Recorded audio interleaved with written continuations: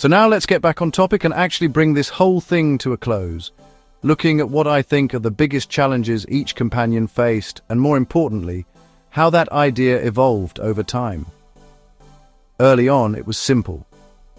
The challenge was the monster, the situation, the immediate threat. Survive this, escape that. The companions reacted more than they changed. But as the series went on, that started to shift. The threats became more personal. It wasn't just about what they were facing, it was about what those experiences did to them. By the time you reach the later classic era, especially moving through the 5th, 6th and into the 7th Doctor, you start to see something else creeping in, continuity of consequence. Companions remember. They carry things with them. Trauma, fear, doubt. It doesn't just reset at the end of the episode anymore. Even when the writing doesn't fully commit to it, you can feel that accumulation building under the surface. The smiles become a little more forced, the reactions a little more cautious, and the sense of wonder starts to mix with something else. Fatigue. Welcome to the Snake Pit, where we're full of bile and venom. I'm your host, Snake Dæmon, and today we're finishing this breakdown, looking at the biggest challenges faced by the later companions of Doctor Who. Mel is a strange case, not because the character is overly complex, but because everything around her is. She doesn't get a proper introduction. She's just there, already traveling with the Doctor, already adapted. That alone puts her at a disadvantage, because she has to feel like a fully formed companion without ever being properly built on screen. There's no grounding, no audience entry point, no gradual adjustment to the madness. She exists in a constant state of already knowing, and that forces the character to establish herself through personality alone. What defines her, though, is clear. Mel is optimism.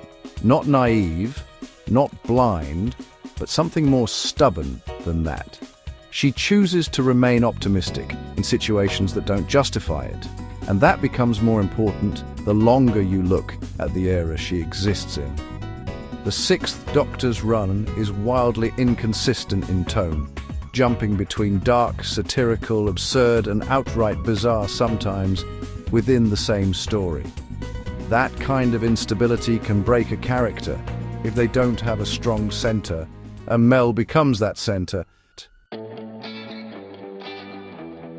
She's the one holding things together when everything else starts to wobble. When the Doctor becomes abrasive or unpredictable, she softens the edge. When the story leans too far into chaos, she brings it back to something human. But that also means she's carrying a weight the writing doesn't always acknowledge. She has to make sense of a world that often doesn't make sense, and she has to do it without the benefit of a clear arc or progression. Her challenge isn't one enemy, it's the environment itself. Corrupt systems, misuse of science, people being reduced to tools or experiments, authority figures abusing power. These aren't things she can just fight and walk away from. Instead, she pushes back with clarity. She questions, challenges, and refuses to accept what's in front of her at face value. That's where her core theme sits. Optimism versus corruption.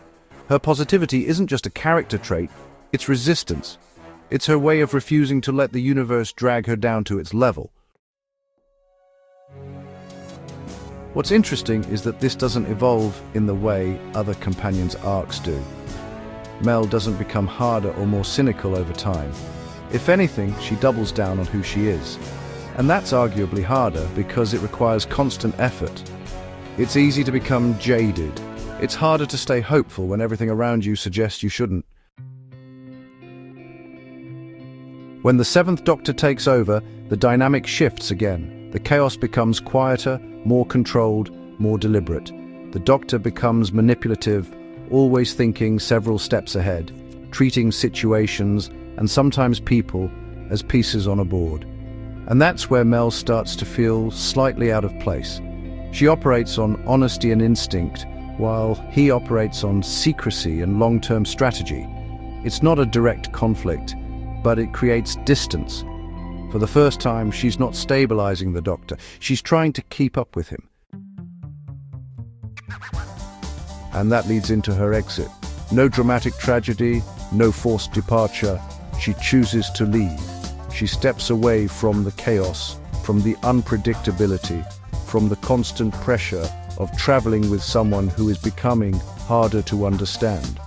And that choice matters because it shows that her biggest challenge wasn't surviving. It was maintaining herself in a situation that constantly tried to erode that, and she succeeds.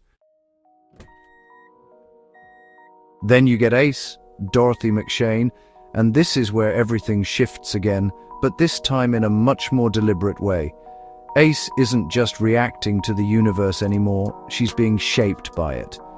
She's the first companion in the classic series to have a fully realized, intentional character arc. Others hinted at it, brushed up against it, but Ace is where it finally becomes the focus. Her story isn't about a single villain or a single defining moment. It's about a pattern, a repeated confrontation with the same underlying issue, fear, and how it's used against her. What makes this work is how grounded it starts. Perivale isn't some distant alien world. It's home, familiar, safe, at least on the surface, and that's where the cracks begin to show. The idea that something is wrong, not in some far-off place, but in the spaces you think you understand. That discomfort sets the tone for everything that follows. Obviously, we don't see this until later. Then you have the chief clown, and this is where it becomes very clear what the show is doing with Ace. He works because he isn't grand or cosmic. He's personal, psychological. He humiliates, manipulates, and exposes. He takes Ace's confidence and turns it against her, stripping away the bravado and forcing her to confront what's underneath. He doesn't just threaten her, he reveals her.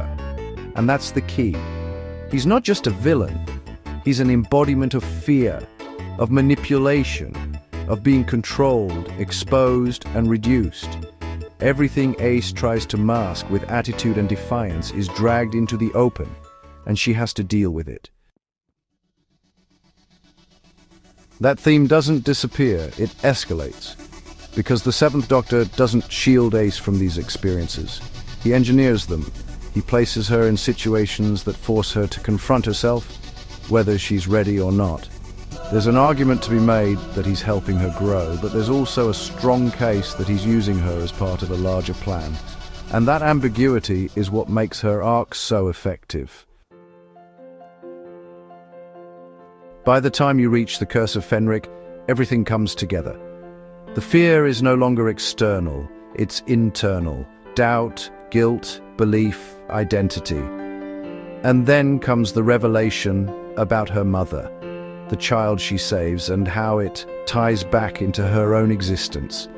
It reframes her past, her anger, her sense of abandonment.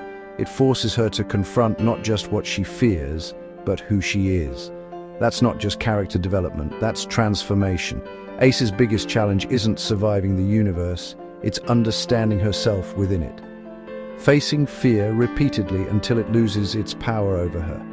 Learning that strength isn't about bravado or defiance, it's about confronting what's underneath. Where Mel holds the line, Ace crosses it. She doesn't just endure the journey. She's changed by it in a way that feels intentional, structured, and complete. And that's what sets her apart from everything that came before.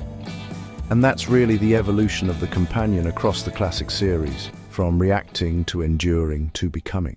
Thanks for dropping by the Snake Pit, where we thrive on untapped potential and lost opportunities. Don't forget to subscribe and hit that bell, like the video, and leave your opinions in the comments, where naturally I won't read them. Until next time, stay venomous.